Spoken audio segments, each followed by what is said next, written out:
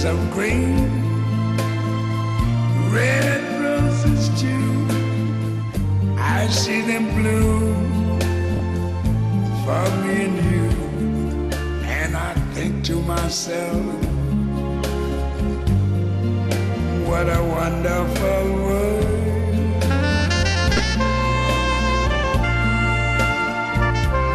I see skies of blue and clouds.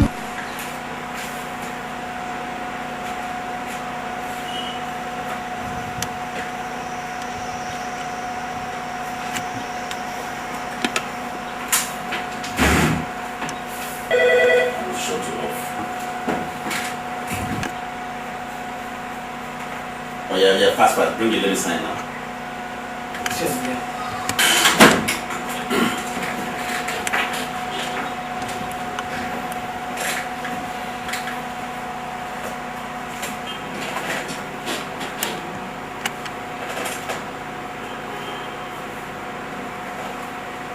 This year it's more of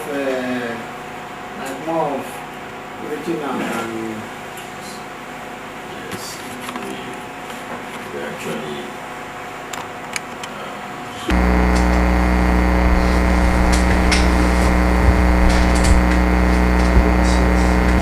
Frankly speaking, I have said this in another forum and another media too, that I admire so much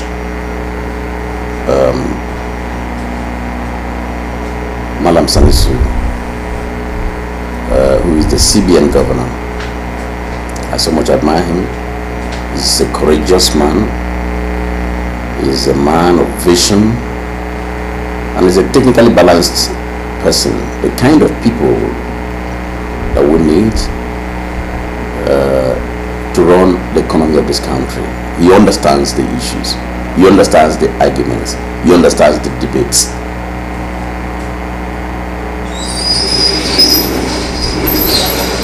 The policy that CBN has just churned out is not totally wrong.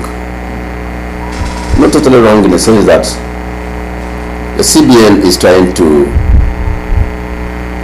steer the economy through a cashless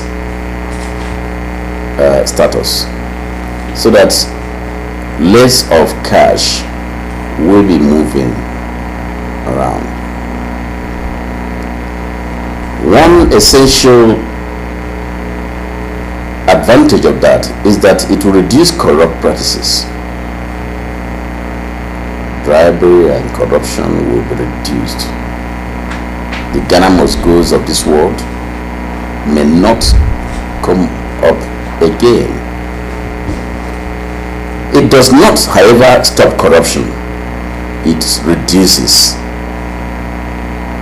corruption and its impunity. But again, if you look at it from the angle of practicability, what I have seen is that there is need for a fine-tuning of this policy.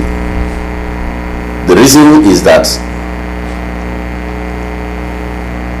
majority of Nigerians are still within the small sector, especially those who are entrepreneurs, especially those who are traders. They are very informal, very informal. And I have challenged the commercial banks some time ago, and I said, try and go out to the markets and find out the percentage of traders that you find in the market who go to banks. What you discover is that you cannot find more than 20% of traders in a particular market that go to bank. The banking culture is not permitting in the traders because of informal nature of their businesses and their transactions. Now, the trader will end up at the end of the day, after business, draws something from the need, and that is his central bank. He puts it there. It's not because he doesn't like to save his money, no, but because the next day he's also going to buy some goods to sell, and therefore he would not want to go to the bank and do all the hassles and all that. He also thinks that he is reducing risks because if people are seeing him daily, if people are seeing her daily going to the bank, they would think he has become a billionaire. And so he wants to, remain at the point where he can put the thing there and then have it immediately to pay for goods that he wants to purchase.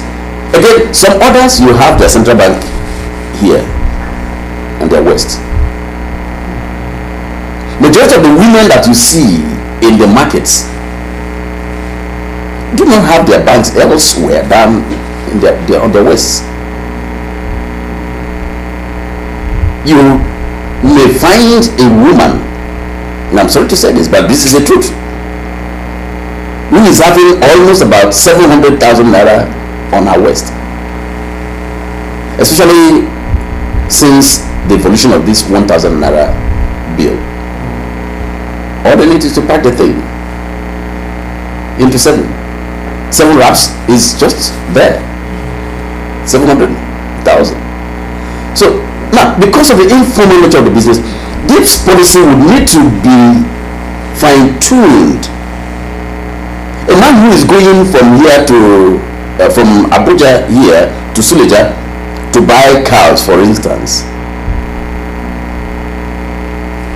cows of 100, 200,000, 300,000, put them in the truck and bring them back here. They're not wanting to go to the bank because, with that kind of policy, you are discouraging him that he cannot withdraw up to such amount. So now, what we are doing with this policy is that if it is not fine-tuned, we are going back to the cash economy that we are running away from. People will not be forced, especially the informal sector, will be forced to be carrying cash. Robbery will follow, and that's a consequence. Because these people, for a long time now, these traders who are moving from Lagos, for instance, to Aba to buy goods, or Lagos to Onitsha, or Onitsha to Kenu to buy goods, most of them are no longer carrying cash because they go with check because of armed robbers on the road. Sometimes they don't go with anything, they just go over there, withdraw their money because it's theirs in their bank. But once you scare them with this policy, they go back to carrying volume of cash, and then robbers will come back because they know that these people are carrying money. Night bosses are there. For a long time now we've had reduced practices of armed robbers on the road. So these are things that the CBN would also need to consider and then fine-tune that. I am not saying that policy is not good enough for the country. We need it. I have said earlier, it's going to reduce corruption, but I also think that we need to do some kind of fine-tuning. Maybe the CBN could do a lot by bringing stakeholders together to deliberate on this, and then you will find out that there could be reasoning from different stakeholders, and a good policy can come out from this. Thank you. But when you look at the issues of the economy, large percentage of the population being in the rural areas, how do you think the deadline of June 2012 is it? Again, this is where I said, this is one of the reasons I said that the CBN should do a rethink, convene stakeholders meeting,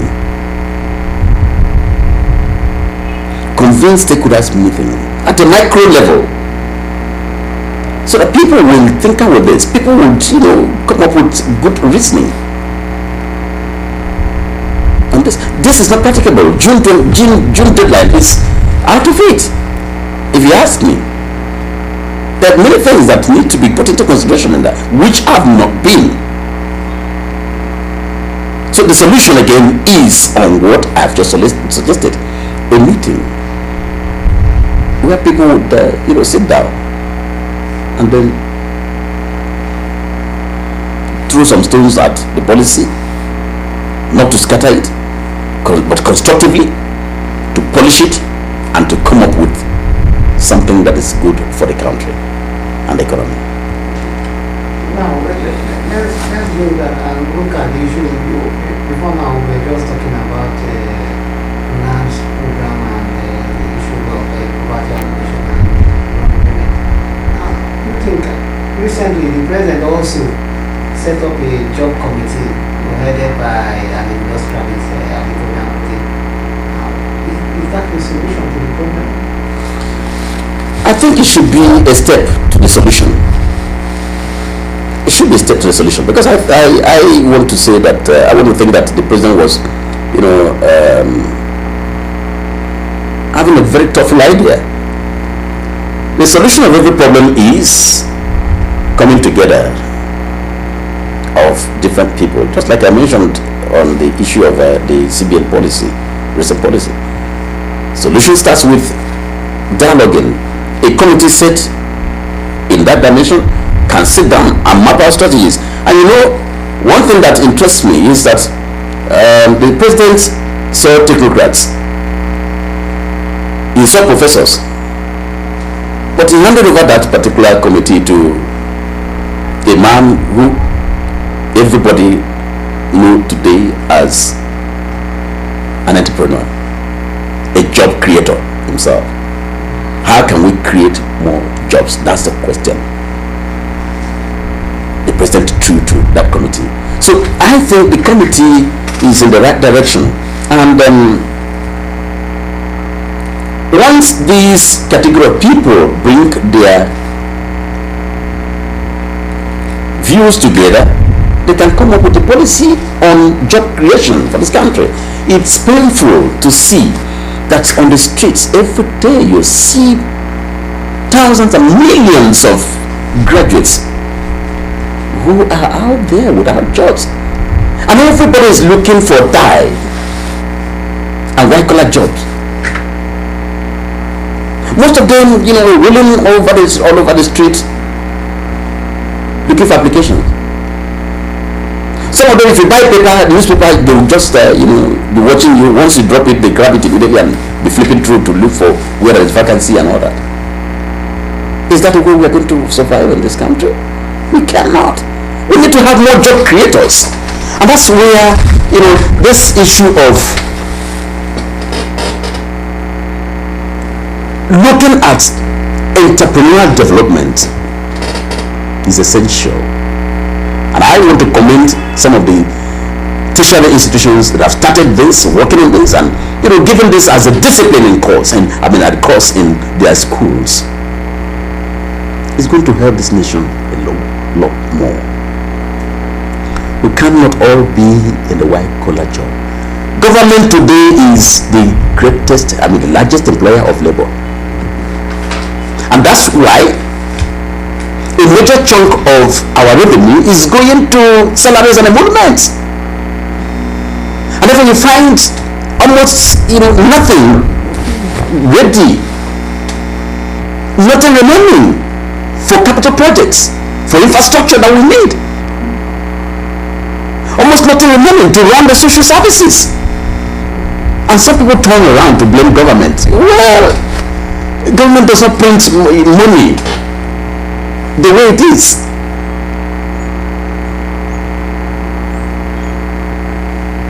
However, I think the only area that government would need to look at is the area of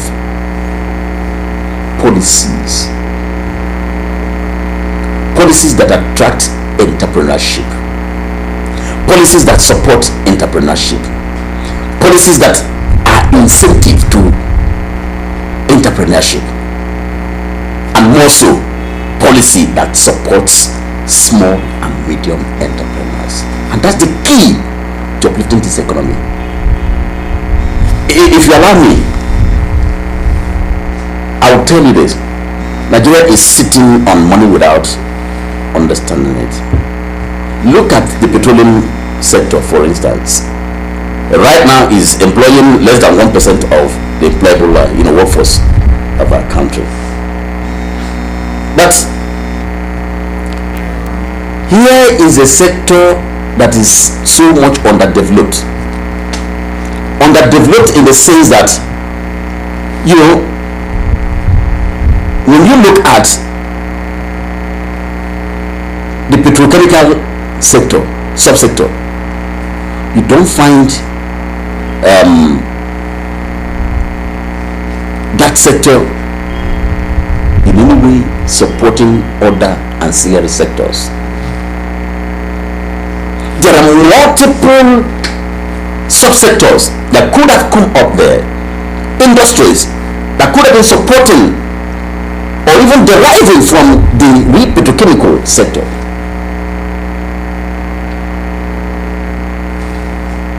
But unfortunately, the policies that we have, tend to be the ones that will support only few that would import, that would export crude oil and then import petroleum. And then we're not looking at the real, issues, the real subsectors that would create jobs for the people. It's appalling. That's where government will need to look at right now. Again, look at solid minerals. How do we develop that sector? Putting money in that sector, in the infrastructure of that particular sector. It has multitude of, solid minerals lying value. Look at the agricultural sector. I zero into that. We produce a lot, move around the streets of, the roads that we have, from Onitsha to Lagos, on your way from Benin to then move to that way where you have Ondo. You will see these women carrying fruits. At this time of the year, you will see mango and oranges and all that on the side of the road, looking for vehicles that would convey them to Lagos where they will sell them.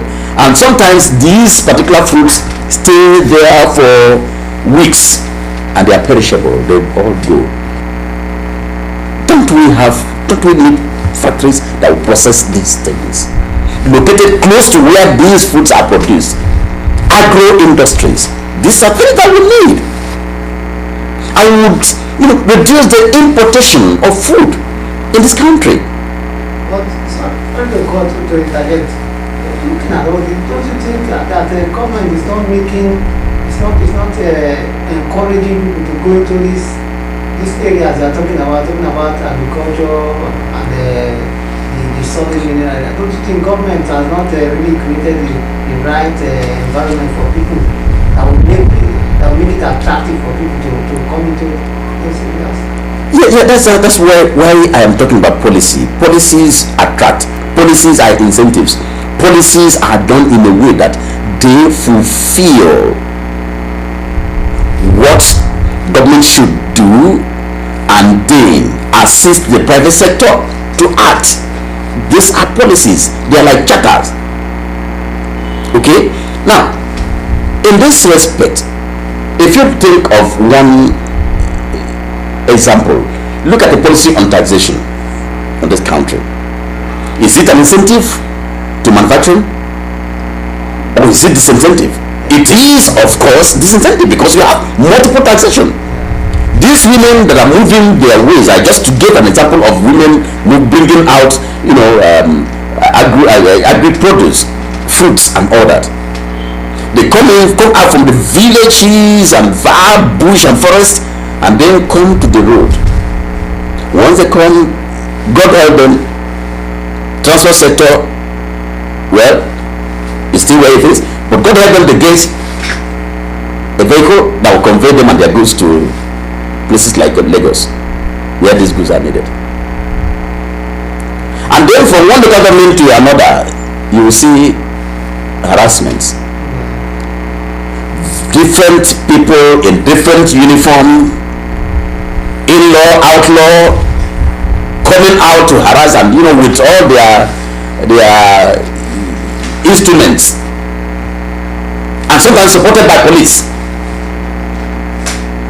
And so this harassment, through this process, domestic trade is inhibited by this tax policy, which ought to be harmonized, ought to have been harmonized between the federal government and the state governments and the local governments, so that we have one tax policy system that everybody knows that even if this person is collecting a tax, this is how, just like VAT goes, this is the share of this one, this is the share of the, rather than duplicating and then having frivolous kind of tax collectors everywhere, and people are scared to move their goods, even internally, within the country, domestically.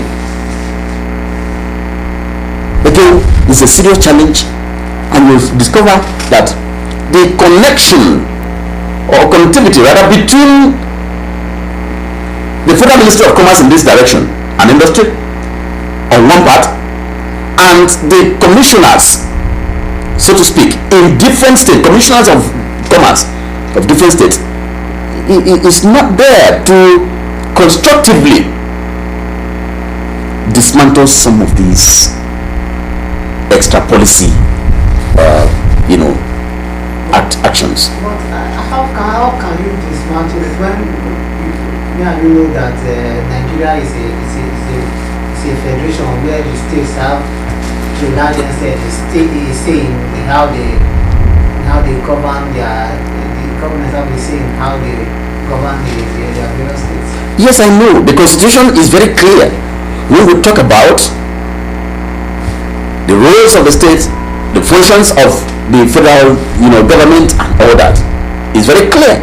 The responsibilities are there, very clear. But what we were talking about is coordination. Now coming back to the tax issue, if we have a process where a policy states that, look, for this particular tax, if there's going to be road tax, if there's going to be radio tax, if there's going to be music tax, if there's going to be, for a poor woman like this who is carrying tomato, from one local government to another, you begin to ask what she's doing, what's her business with radio tax and business tax and music tax, some kind of taxes in different names and all that. So if all of these are harmonized, okay, we just did a little work which will be coming out very soon with the World Bank on multiple taxation in Nigeria, and we want to advise government on how to come up with the kind of policy that will be one, okay, one in the sense that the federal government perhaps maybe they want to collect, if it is the state, okay, but let it be one single stratum. You collect the tax, like VAT is collected, you have agency like FIRS that gets the tax, and then there is an allocation in terms of ratio, like percentages, okay. So once the transporter pays this tax in one local government, he has automatically paid for every local government. So it goes to the post, and once it goes to the central post, the local government does not need to employ tax force again and pay them to go and harass people. What that means is that automatically at the end of the month, this is a percentage that goes to the local government, it goes there straight to them. This is a percentage that goes to state, it goes there straight to them, without them employing faceless people that sometimes embarrass people and throw away investments of the nation. So that's what we're talking about here. So the thing goes to other policies. There should be some kind of harmonization where the state and the federal government, and even from the local government, state and federal government, come and have a kind of interface, especially now that we have ICT. Everything can be, done with a click. You give an instruction to the bank, and then the bank throws in the money into the different accounts without problem. And then you will see flow of goods. People will now be manufacturing. In fact, I'm talking to you now, manufacturers are facing this problem of multiple taxation. And that is added to the many other ones on their neck. So how will they survive? How will they create jobs? They are all packing. And that's why many people now who were manufacturers 10 years ago, 7 years ago, they are now importers, importing and donating jobs to other countries. We can't survive as a nation like that. And I'm happy President Jonathan talked about this a few days ago when he was addressing the business sector. That we need to do some kind of close-up protection. We need to protect our economy. We need to look inside a bit. And that's the looking inside I'm talking about. So that we revive our economy, we put the key on and the engine starts. And while the engine is starting, working, we just close the other doors. You understand what I mean? Yeah. Close the other doors. And do what other countries did to lift themselves up out of poverty. But that would take some kind of concerted policy arrangement. Now, when you are looking at all you're talking in terms of free movement and all this, it brings me to the issue of ECOWAS protocol and all that, free movement, common economic tariff. And you see our traders daily complaining of their experiences when they go outside the shores of the country, especially in the sub-region. Don't you think we are shortchanging ourselves, especially as Nigeria being the giant, to say, of this in this sub-region? Don't you think we are shortchanging and we are not able to take the lead in implementing these things? I totally agree with you that we appear to be shortchanging ourselves. We appear to be shooting ourselves on the foot. The reason is very simple. And I've mentioned this earlier.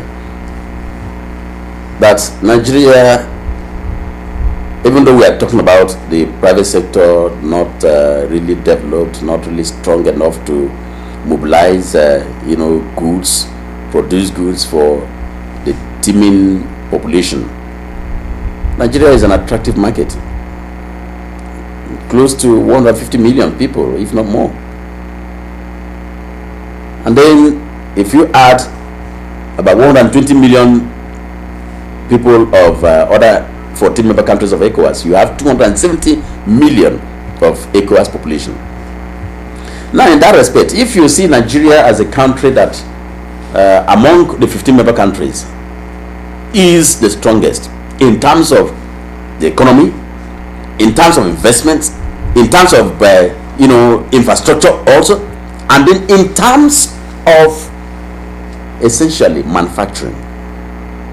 What that means is that if we stabilize and support and strengthen our manufacturing sector, we are going to be the donor. We are no longer going to be remaining a recipient.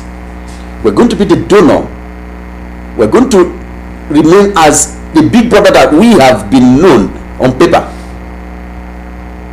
We are now going to be the ones to be providing goods and services to other member countries of ECOWAS, because the manufacturing sector is very poor, very weak. They depend on imports from Europe, essentially imports. The francophone countries depend on on imports from France.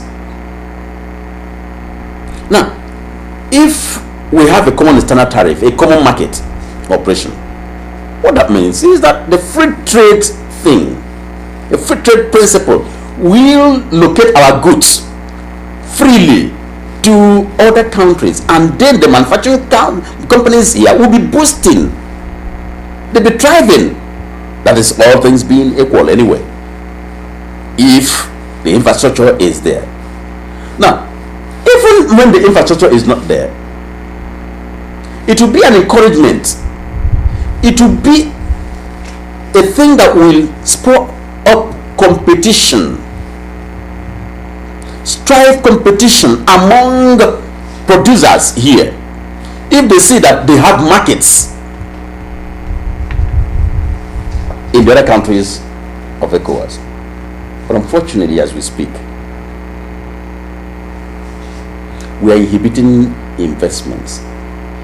Investors that would have come in both from outside and within in the manufacturing sector are deterred. When you move across the border, you're moving your goods across the border, and then it's there at the border post for 1 week, 2 weeks. And then you'll be asking, what is the reason? They say, oh, documentation. Oh, you didn't get this, you didn't get that. Oh, but somebody somewhere is trying to milk, collect his own milk out of that. Somebody somewhere has constituted, that kind of inhibition.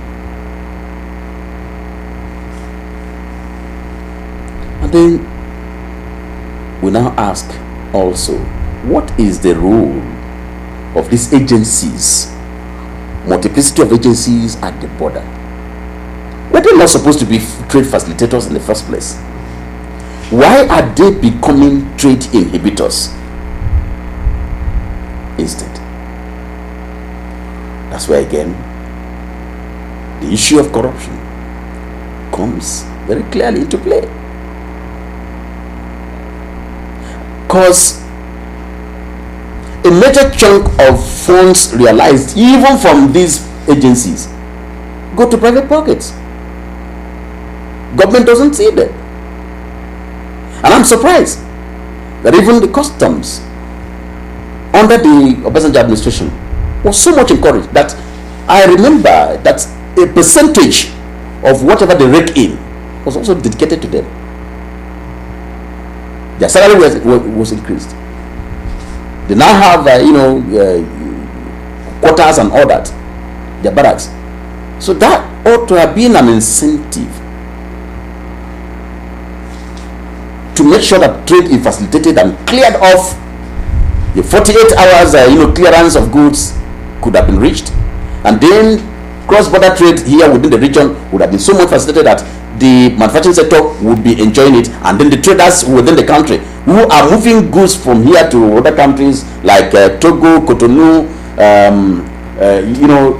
Burkina Faso, moving to Ghana, they would have been enjoying this intra-regional trade, and the volume of trade would have been increasing for Nigeria for the benefit of the economy. But unfortunately, this is not so. So a few days ago, we just had a meeting at the instance of ECOWAS, because we sent a memo from this office to ECOWAS and said, look, these are things we need to do. There is need for us to look at solution of this problem from the high echelon of these agencies.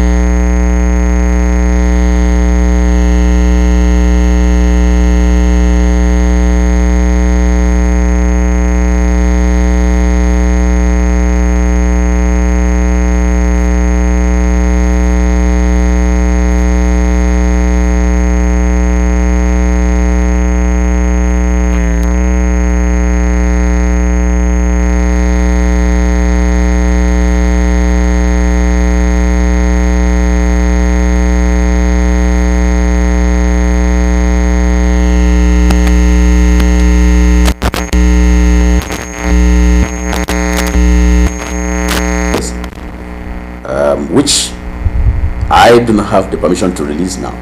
I think all of this will be cleared off. Unnecessary checkpoints, illegal checkpoints, and then the country is now ready to abide by the spirit and letter of the ECOWAS Trade Liberation Scheme, which provided for 2 checkpoints at the border, namely customs and immigration. And every other agency will now be for security. Not at the border, but they can be called upon. If there is any sign of insecurity, they can be called upon. This is an era where you have gadgets and all that. So then on our own part, it was also clear how we're going to deal with these unscrupulous traders and then flush out all